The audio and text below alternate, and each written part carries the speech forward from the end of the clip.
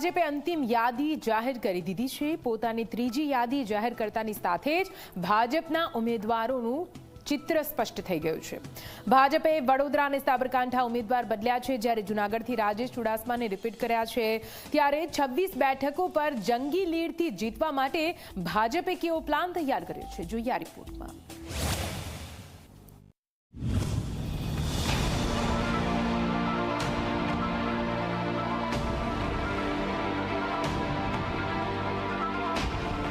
લોકસભાની ચૂંટણીને ચડ્યો ખરો રંગ।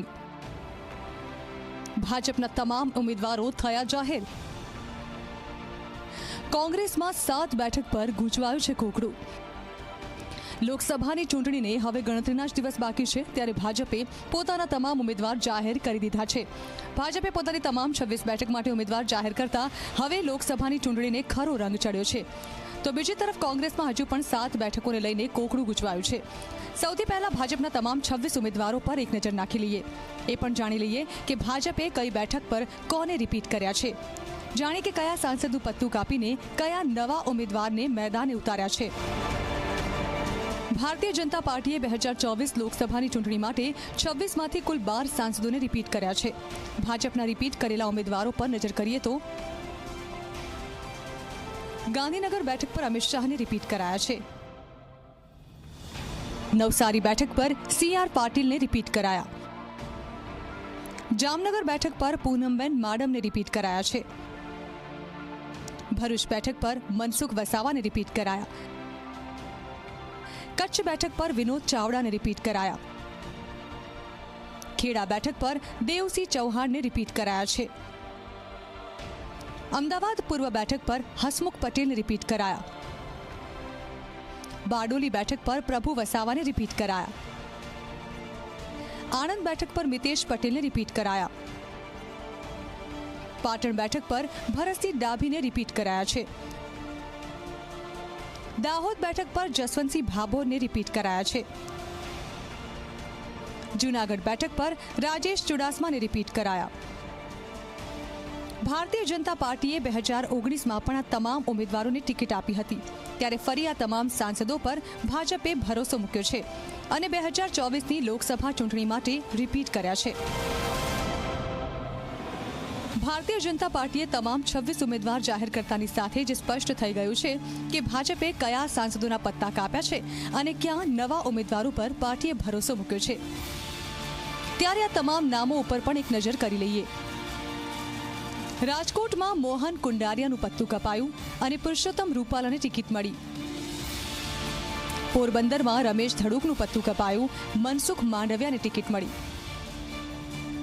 અમરેલી પર નારણ કાછડિયા કપાયા, નવા ઉમેદવાર ભરત સુતરિયાને ટિકિટ મળી। સુરેન્દ્રનગર પર ડોક્ટર મહેન્દ્ર મુંજપરા કપાયા, ચંદુભાઈ શ્રીહોરાને ટિકિટ મળી।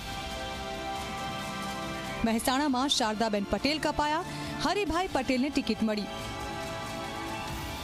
વડોદરામાં હવે રંજનબેન ભટ્ટની જગ્યાએ નવા ઉમેદવાર હેમાંગ જોશી લડશે।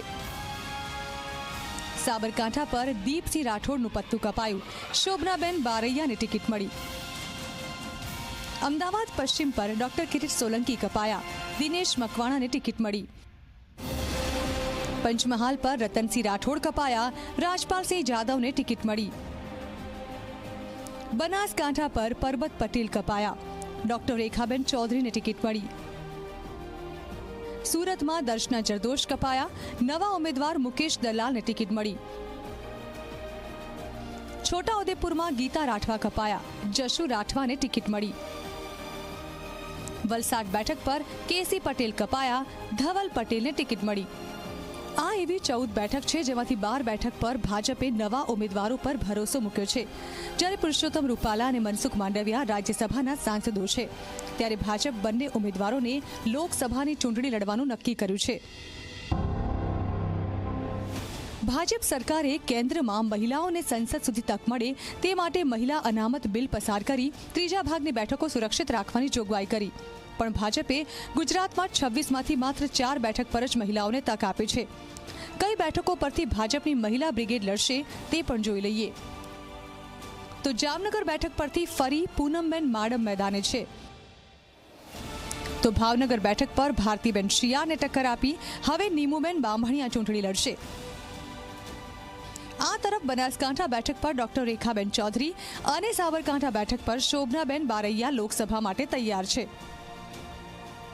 ભાજપે વર્ષ 2019ની ચૂંટણીમાં 6 મહિલા ઉમેદવારોને ટિકિટ આપી હતી, જેના બદલે આ વખતે 2024ની ચૂંટણીમાં માત્ર 4 મહિલા ઉમેદવારોને જ મેદાને ઉતારી છે।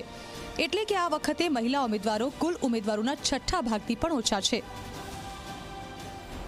ભારતીય જનતા પાર્ટીએ લોકસભાની 26 બેઠક પર પોતાના ઉમેદવાર જાહેર કરી દીધા છે, ત્યારે બીજી તરફ કોંગ્રેસ પાર્ટી પોતાના 7 ઉમેદવારોના નામને લઈને ગડમથલ કરી રહી છે। કોંગ્રેસ પાર્ટી કઈ 7 બેઠકને લઈને ગૂંચવાય છે તેના પર નજર કરીએ તો મહેસાણા, નવસારી, વડોદરા અને અમદાવાદ પૂર્વ પર નામ જાહેર કરવાના બાકી છે, તો સુરેન્દ્રનગર, રાજકોટ અને જૂનાગઢ બેઠક ઉપર પણ કોંગ્રેસના ઉમેદવાર નથી મળ્યા।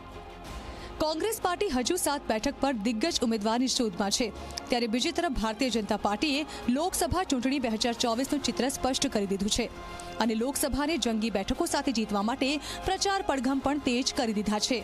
Bureau report, Zee media.